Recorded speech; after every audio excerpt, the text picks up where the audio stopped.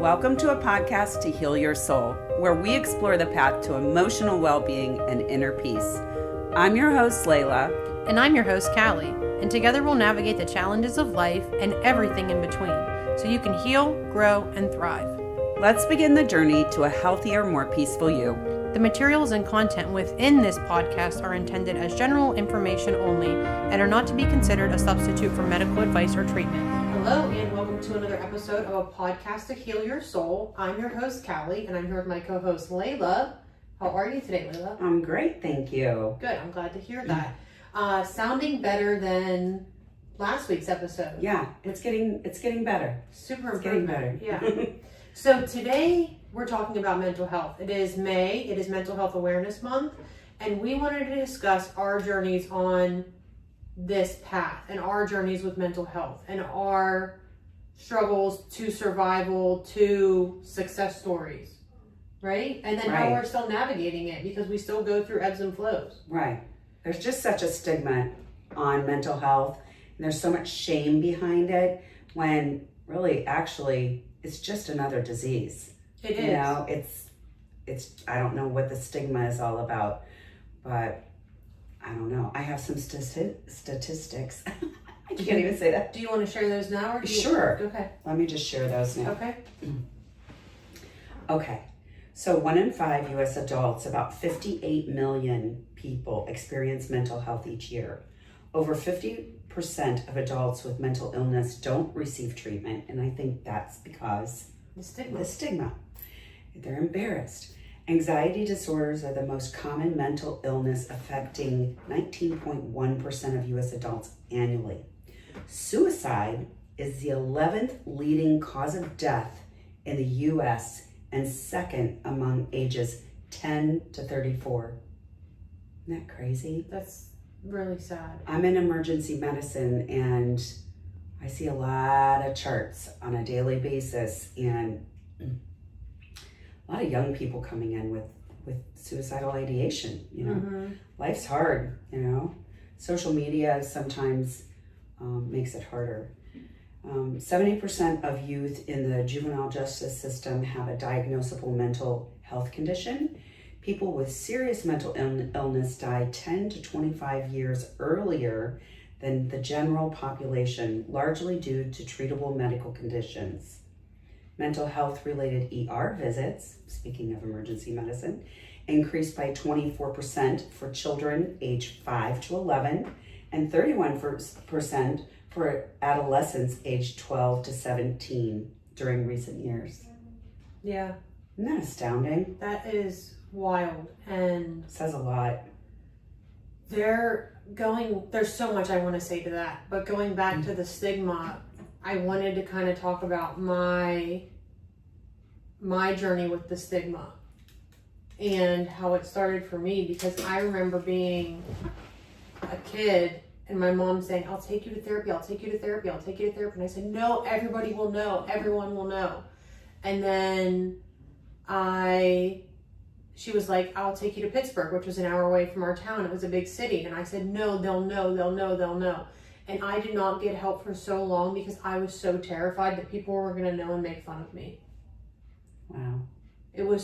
I remember when I finally did go to therapy, I hid and walked in the back door of the therapist's office because it was in my hometown. I didn't want anybody to see me walking on the main road in the therapist's office. And I was like, maybe in my 20s when that happened. And that's due to the stigma. It's weak that makes me mad. That's why I got so loud, but it's known as weak to have any kind of mental health diagnoses. I feel like, especially for men. Yeah. And I want somehow, some way for that to change because it's so not weak. It's so strong.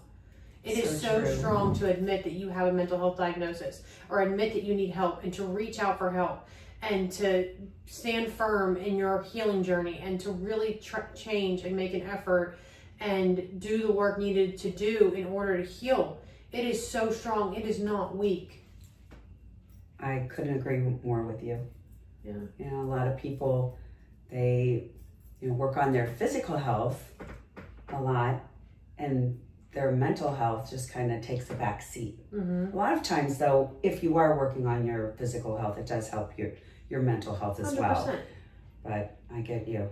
I totally get you on that. It's wild. It is. There's no shame in mental illness. Not at all. There's just no shame in it. Not at all. Not all of us are wired the same. We have chemical imbalances that need, sometimes medication to balance everything out, therapy. I don't know. I remember growing up and,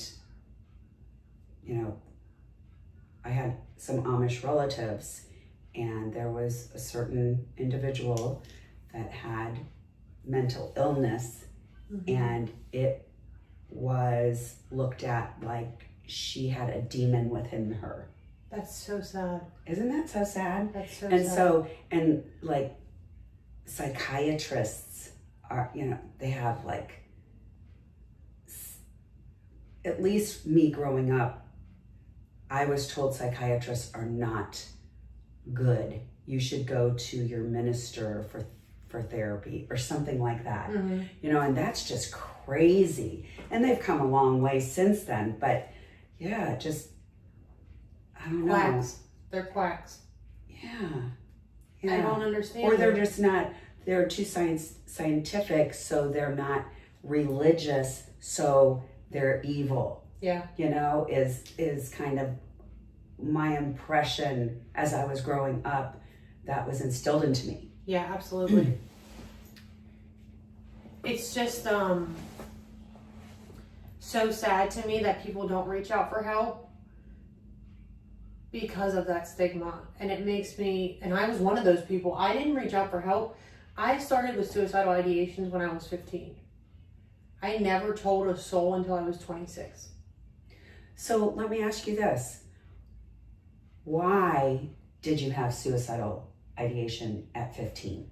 So a lot of factors. I am diagnosed with bipolar disorder. I was not diagnosed until I was 28, a year after having my daughter, but I knew I was bipolar from a young age. I knew I had the symptoms. WebMD, Google, anything, the symptoms of bipolar disorder, and I have every single symptom and side effect. So there's different bipolars though. There's I'm one, two. bipolar. I'm the one that has had psychosis episodes or psychotic episodes, or I think it's psychosis, to where I've had out of body experiences, to where I can't control my body. I can't remember if that's bipolar 1 or bipolar 2. I'm pretty sure it's bipolar 1. And I didn't know that portion until I had a therapist diagnose me with that specific bipolar disorder. Yeah. But I can get to that one specific psychosis episode, which led me to go to the hospital for the first time and led me to my diagnosis. But I just knew something was not right. Something was not right since I was a kid. My mom always said it too, and she said it as I was older. She never told me when I was a kid to influence me to think that something wasn't right. But as I got older and got my diagnosis, she had affirmed for me. I always knew it too, Calli. She didn't say that she thought I was bipolar, but she knew it inside. But I don't think she wanted to influence me. I don't think she wanted to influence me. I think she wanted me to figure it out on my own while being as supportive as she could at the same time, if that makes sense. In her own way. But she's not a doctor. She can't diagnose me, and she wanted me to get diagnosed properly. Absolutely. But that was a factor. And then I also had a really, really, and I talked about this, I think, on the last episode, abusive boyfriend that was physically abusive, mentally abusive, emotionally abusive, and spiritually abusive. Like all the abusives that you could ever think of. The epitome of what you don't want your daughter to date, I was dating. And it just took me to another level of being depressed and not wanting to be here and not feeling worthy and not feeling like I wanted to exist. And I'm sitting here thinking I'm in a time, and it's triggering, so I don't think I want to get into it, but a time when I didn't want to be here and I was attempting to not be here. And I was 16, I believe, at the time. And I was dating a whole different guy, and he was a decent guy for however old we were, but I was so screwed up from that first relationship and so not diagnosed properly with anything and not medicated, whether you choose medication or not is up to you. I was not doing any healing work naturally because I was young. I didn't know any better. I was stigmatized. So it was just a very up and down ride for many years. And when I was 26, I finally came out to my parents and I said, I want to die. That's what I said. I don't want to be here anymore. And that opened up the floodgates for me to finally get some help. And it took 2 years for me to get my diagnosis and to really, truly start transforming my life. But it was the opening of the door to get me to where I am today, which is, I'm not going to lie and say I don't have fleeting thoughts of not wanting to be here, but they last for minutes or hours compared to weeks, months, and years, which before it was that long of a period of time. Yeah. So I think I know that you have survived. I told Lela before this, I don't like to say struggled. I not that there's anything wrong with the word struggle, I just like to say survive because we're survivors, right? We're survivors. Absolutely. We're surviving this. Yeah, absolutely.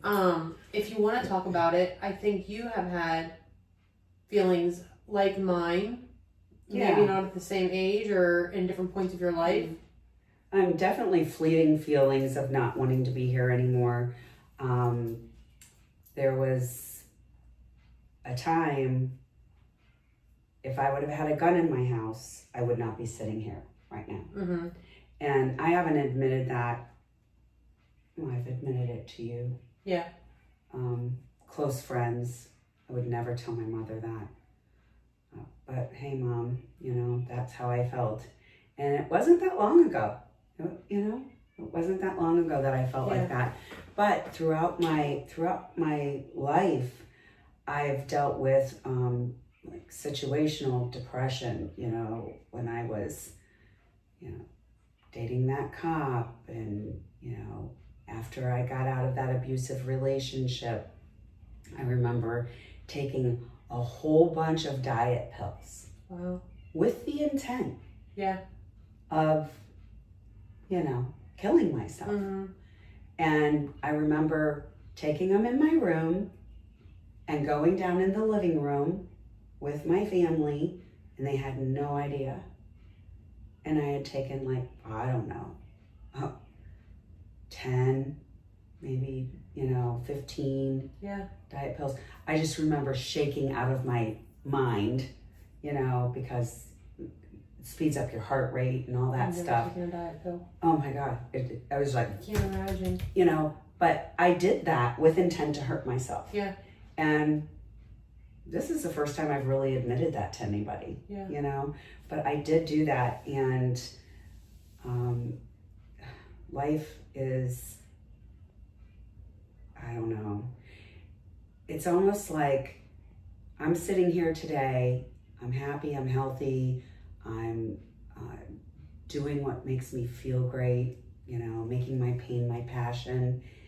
And if I would have done something to myself, I wouldn't have gotten to experience this. So I think that that's a really important message to put out there, that sit with your thought, don't do anything rash, call 911, call the suicide hotline, whatever, but know that this too shall pass, and there's a life out there for everybody. Mm-hmm. Right? Mm-hmm. That's so true. And also, it's so true because I see it now. Right. But in the moment, I understand that there is so much hope. There's so much hope, and please just don't give up. I see you and hear you that right now, maybe if you're in the moment, you feel like there is no hope and that there is no tomorrow and that this is the best option. And for me, I feel like a burden. And my mom would always say to me, what is your daughter going to do if something happens to you? And I would say back, she'd be better off without me. And I genuinely believe that my child would be better off without me because I am such a failure. I'm not a failure. And for one, even if I am a failure, there's a quote that says that winners are failures who just tried again or something like that. Yeah. So whatever that is, and the definition of success and failure is for a whole nother episode. But, right. it's just, I felt like such a burden, and in those moments I feel like such a burden, and I honestly genuinely feel like she'd be better off without me. And then I come to my senses, I get back in the right frame of mind, and it's so apparent that she would not be better off without me. My mother wouldn't be better off without me, my family wouldn't be better off without me, my friends wouldn't be better off without me. But in that moment I just feel so flippin' terrible. Hopeless. It's like empty, and I'm tired. And that's all. The only way I know how to express it. I'm just tired. I'll say it to my mom. I'm tired, Mom. I can't do this anymore. I'm just tired. And she's like, well, go to sleep. I'm like, it's not that kind of tired. My soul's tired. Yeah. So life is hard. It's so hard. I mean, you wanna just quit sometimes, and I don't know. It's just not worth it. It's really not worth it. And you don't know what goes through somebody's head, what's going through their mind, what's going through their life when they're taking their life. You know, it must be the deepest, darkest time, and they feel like there's nowhere way out. And if we could just prevent just one person from this podcast to know that there's hope, there's help, there's, life changes. I mean, you might be 16 years old right now, and man, so much is going to change in your life. But I'm 60 years old, and so much is going to change in your life. Right. Still. So much changes in life. 1 hour can make a complete difference in your life. It can. 1 minute can change our life for the better or for the worse. So I don't know, I just encourage everybody that's struggling with this to talk to somebody. I know for bipolar people, just, from having a brother who was bipolar and reading emergency room charts again, a lot of bipolar people like to stop taking their medicine because they're feeling good, so why do I need to take my medicine? Then they come to the ER all manic and in psychosis because they're off their meds. Then when they get back on their meds, they start to feel better, and then it's a whole cycle. I don't need to take them anymore. It's not a good choice. So for me, I never dealt with that. I always took my meds. I never wanted to take my meds though because I miss being manic. And I almost often wonder if that is the case with more people. I know probably a large chunk of people think they're better because they're on their meds. But I also think that for me at least, I love being manic. I love it. I'm on top of the world. I can do anything. I hardly need sleep. I can work productively for 12, 14 hours a day. I can get the house clean. I can take care of my kid. I can do all the things, and I am unstoppable. And when I'm on my meds, I'm not. I'm not depressed. I'm not down in the dirt. I'm not like wanting to die most days, a lot of the days. I mean, I told you I still have fleeting thoughts here and there, but very minimal, very, very minimal.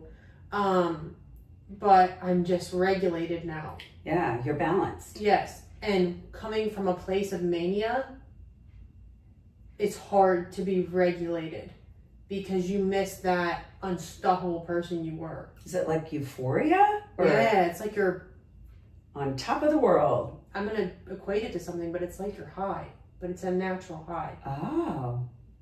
It's like you endorphins. Have so many endorphins, and it's pumping and it's flowing, and you just feel like so good, but inevitably there's always a crash at the end. Right. There's always a crash. And I couldn't deal with the crashes anymore because they were so low. I was going to take my life at one point or at some point, and I couldn't do that to my child. No. Or my parents. No. Or anybody else in my life. And I had an episode of psychosis on Thanksgiving Day of 2018.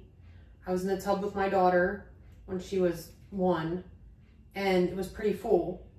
And I don't know if I ever told you this, but no. I was convulsing because I was in an episode. Like I was just convulsing out of panic and out of angst and out of like hating myself and hating this life and not knowing what to do and not knowing where to turn. And I threw my head back And it was totally not in my control. The convulsions were not, I was out of my control. I couldn't stop myself. I threw my head back and I had a stone wall behind me and I bashed my head off the stone wall. Luckily, I didn't do it hard enough to pass out, just to hurt myself. And I came to, it's like it smacked me, like God was like, smack her out of this. And I looked at my daughter and I said, if I had passed out, my daughter could have drowned in this tub. Yeah.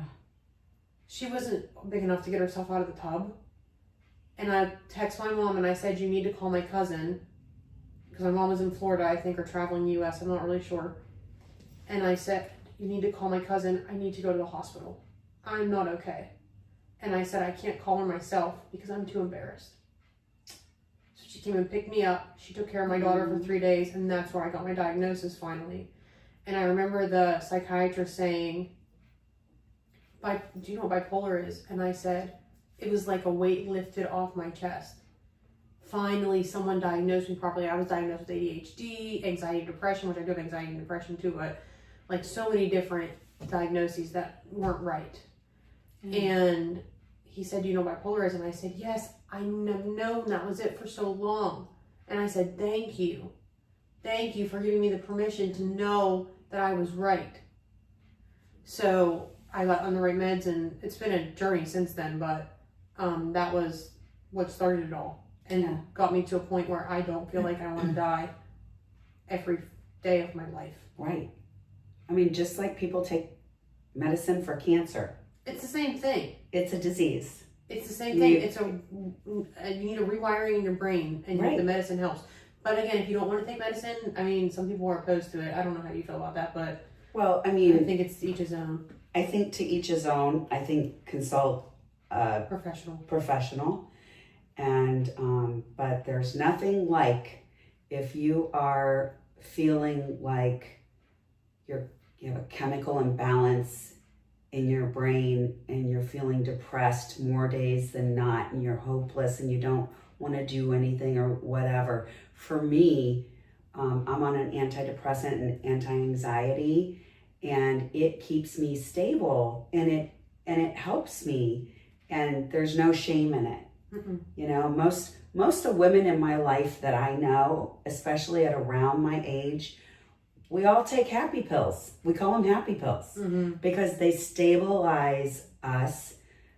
Because as you go through like menopause, things of that nature, you get huge mood swings, and you know, sometimes you just feel like I'm gonna kill somebody, if you know, not literally, but you know, you just feel like that. You feel like you're going crazy, and I don't know. For me, it helps me stay stable, makes me a better person, makes me a more present mother, Oma, friend, all of that, you know, a better employee, better leader. It's important for me to take it. I don't think that there's shame behind it. But there's a lot of people out there that don't want to admit that they, you know, should have to take something like that to make them feel normal. Or don't agree with it, which is why I always say that it's to each his own, because I know some people don't agree with medicine, like Western medicine. Yes. So again, it's take what resonates, leave the rest. I would not be here without my medicine. I would not be here without my medicine. Right. My medicine has completely changed my life. And also, I do a lot of holistic healing modalities in alignment with and in line with my medicine. Absolutely. Eastern and Western medicine combined is the most balanced way of treating a patient, I feel. Like there's pros and cons to both. And I think them as a combination, because I mean, you're not going to go to a holistic doctor if you chop off a finger, you know? That's you could, but it might not help. Western medicine is going to take place, okay? Yeah. You know, so it's, I don't know. I know that pharmaceuticals, there's a lot of bad side effects and things of that nature, but when it's necessary and prescribed by a provider, I think that it's life-changing. For me, yeah, For me was too. life-changing. For me too. It was life-changing. So I'm wondering, do you have some like holistic healing modalities that you do to aid in your mental health journey? I don't know that I would call them holistic. For me, walking helps me mentally. Exercising, moving my body helps me so much. Yeah. Talking to friends, getting it out, anything that's bothering me. I'm not the type of person that I can hold it in and let it fester. So I do count on some of my best friends to just, be there and, just share our stories, That's very, very helpful to me. Massage therapy is great. I like that. You've done some Reiki on me, which I'm not in tune with energy healing. I was a massotherapist for years in Ohio, and I went to certifications for the more energy type work, like the polarity and the shiatsu and the Reiki. And I was never in tune to that type of healing, but I really respect those who have that gift. Yeah. And you're one of them. Yeah, thank you. Yeah, I call it holistic just because it's looking at the body as a whole. Okay. So that's usually my definition of holistic. But anything with wellness related kind of healing modalities. Some things I do is movement. Movement's huge for me too. I feel the best when I move my body and eat a whole food based way of eating. I'm not saying that's right for everybody. It's what works for me though. And then journaling saved my life also. I started that journaling practice that I know I've talked about so many times on the podcast, so I'm probably not going to explain it again, but 2 hours. Yeah. No. But it started with gratitudes and developed from there, and I do it daily, and it changed my life, and it gave me something to be hopeful for. And it started, I don't know that I told the story about how it started in the hospital, the download. Did I tell that? Say it again. Okay, so I was in the hospital for the first time for suicidal ideations when I got my diagnosis. And whether it was God, universe, whatever, I didn't know what it was at the time, said to me, Calli, what are you grateful for? It's just a little voice in my head. And I was like, basically like, screw you. I don't want nothing to be grateful for. I'm in a hospital right now. What do you think I have to be grateful for? I don't want to be alive.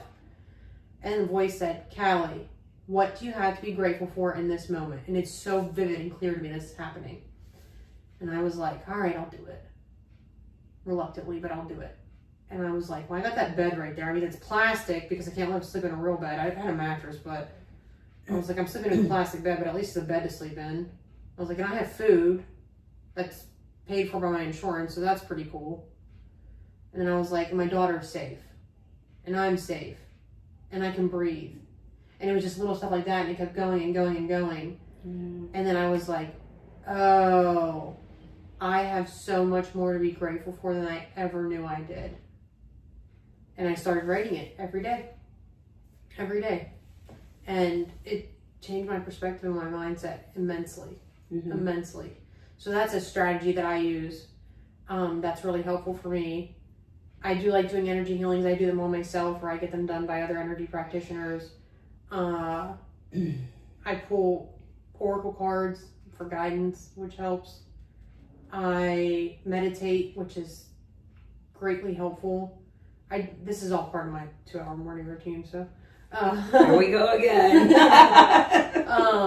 But yeah, so just take bits and pieces of whatever works for you, whatever you like, whatever seems interesting to you. Go do things you like more, I think. Absolutely. And prayer really is powerful for me. 100%. Yeah. And when I pray, it's not like I'm closing my eyes. I'm like this. I just talk to God. Yeah, I think that's I just talk to I don't God. say that's the point, but I think that's it. And a lot of times my gratitude journal is out loud. Yeah. When I'm talking to God, you know? And I know that He knows more than I do, so I like to just like kind of let go, let God. I know that's kind of cheesy, but my life is in better hands with God. Yeah.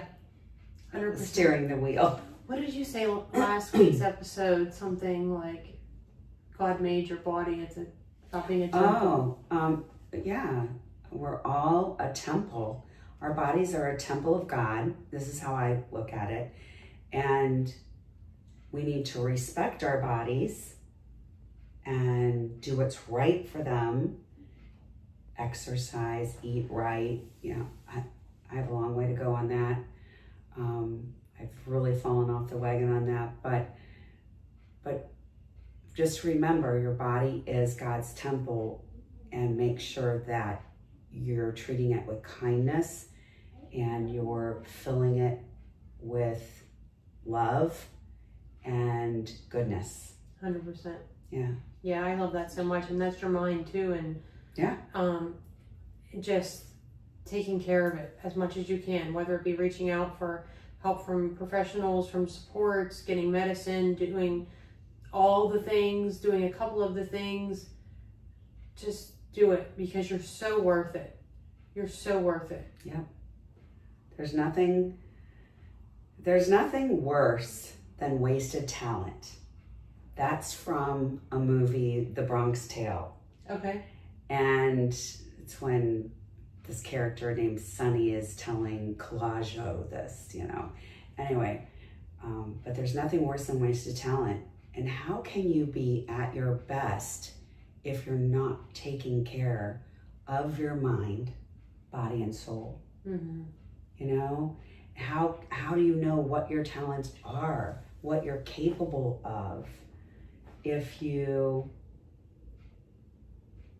don't allow yourself to get better? Yeah. I can't be at my best unless I'm practicing self-care. And I always say, it might sound selfish that I say I put myself first above everybody else and everything else. But if I don't fill my cup first, like I'm saying, I fill my cup first. If I don't fill my cup first until my cup runs over, then I don't have enough to give to other people. Absolutely. So I always make sure my cup is overflowing as much as possible. I'm not going to say it's every day, but my cup is overflowing until it flows enough that I can give to others. And what's in my cup is for me. This is a quote I heard. And what flows over my cup is for everybody else. Yeah. And I just want to give you permission today to not feel selfish for taking care of yourself, because it's, to me, the only way to live, because we can't keep giving and giving. As women and mothers, we give and give and give and give, and we don't receive. And I just want us to have the permission to receive, especially from ourselves. I couldn't agree more. Yeah. So, yeah. That's all I have for today. Do you have anything else for today? Did you want to talk about anything else? No, I mean, I think there's different forms of mental illness. 100%. I struggle with anxiety. I was diagnosed with PTSD when my dad drowned in front of me. And yeah. So that's been very challenging to work through the triggers and all that. I mean, even an ambulance sound is a trigger. Yeah, absolutely. Going to the ocean, I love, but if I potentially see somebody like that looks like they're not doing well out in the water, I start to panic. Which makes sense. Which makes a lot of sense. And yeah, I mean, even after my dad died, I was so mad. I'm flying down 75, and I just thought, what would happen if I just run off the road? Yeah. Just run right off the road. I mean, I was probably going 95 miles an hour. And I was just like, why? And it was right by the Nokomis exit He died on North Jetty Beach in Nokomis, and I was right by there, and I just, that's a trigger too, just seeing that exit. But yeah. My exit, the last one I saw my dad, is a trigger. Yeah, it's a trigger. But yeah, I wanted to take my life. I wanted to take my life. I was out of anger, out of just confusion, out of, I was so upset with myself. Why did you stand on the shore for so long? I just beat myself up. Like,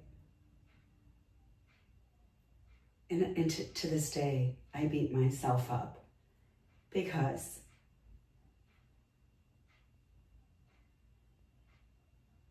I wasn't expecting this. But if I would have just got to him a little bit sooner, I think I could have caught him. I think I could have saved him. Yeah. I mean, immediately when I got to him, he did the dead man's float. Immediately, he was swimming, and then I got to him, dead man's float.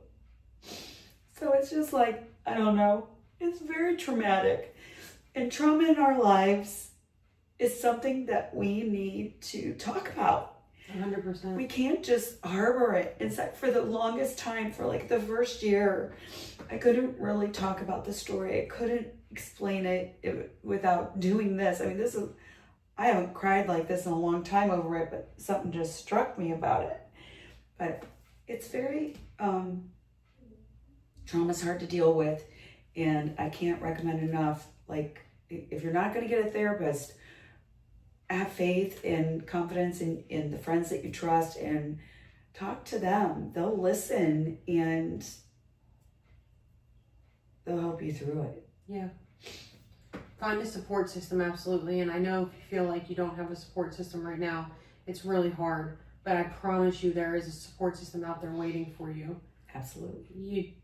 Sometimes, in my opinion, you have to be brave enough to reach out for help.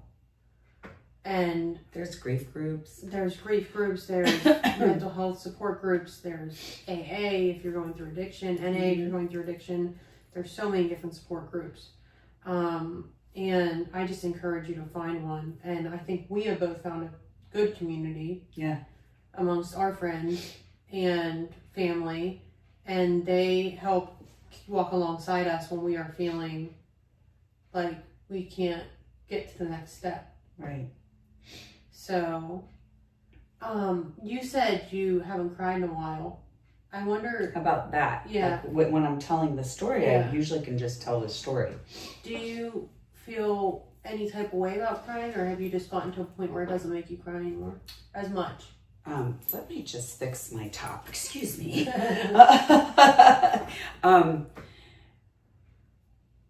It used to be that I didn't want to cry because crying would make it real. Okay. Yeah. I was just wondering if any, I'm sure people have said this, but that it's okay. Like, I'm sure you know it's okay to cry. Oh, yeah. But sometimes I need that permission that it's okay to cry. Because my dad died a year ago, and I still cry over it. And my mental health diagnosis was 7 or 8 years ago, and I still cry about it. And it's not that I'm not healing or on a healing journey. It's just, I cry, and that's okay. And I felt for so long, I don't know if you ever felt like this, but I felt for so long that crying was weakness, and I couldn't do it. And I would hold stuff in for months and years. Oh. And then I would explode into tears. I ran in my mom's bedroom since I was a kid and just sob for hours. And I don't ever want anybody to feel like that, where they have to hold it in. Just cry. Yeah. If you feel called to cry, just cry. It's not weak. It's really not. Like I said, I can't let things inside and fester. But, it's okay to cry. It's okay.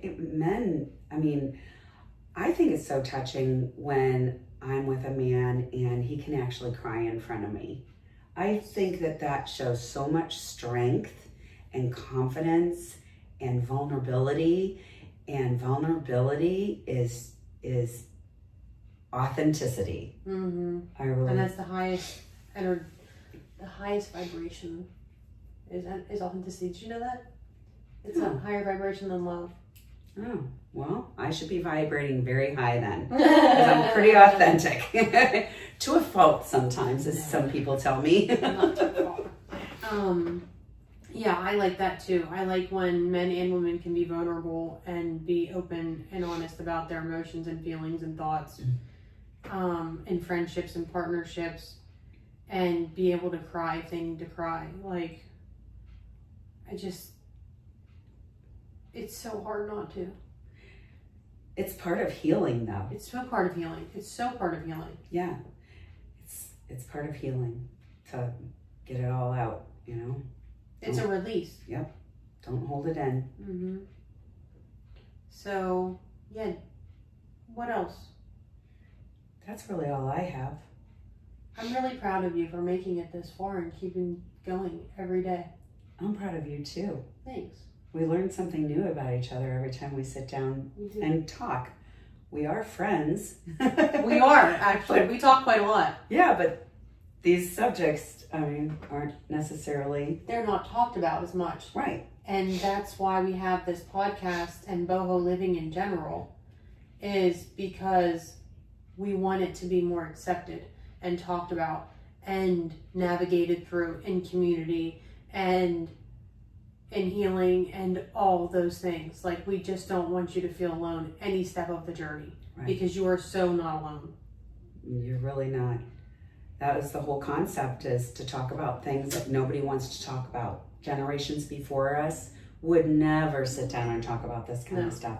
It's super important. Yeah, absolutely. Absolutely. So, I don't know. I just want this month and every month going forward to be something that you really let yourself experience, give yourself kindness for, navigate in community, and really honor yourself on the journey. And when I say you, I mean talking to us, and I'm talking to whoever's listening right now. Absolutely. So, yeah. Well, thanks for spending time with me again. You're welcome. And thank you guys for joining us for another episode of a podcast to heal your soul.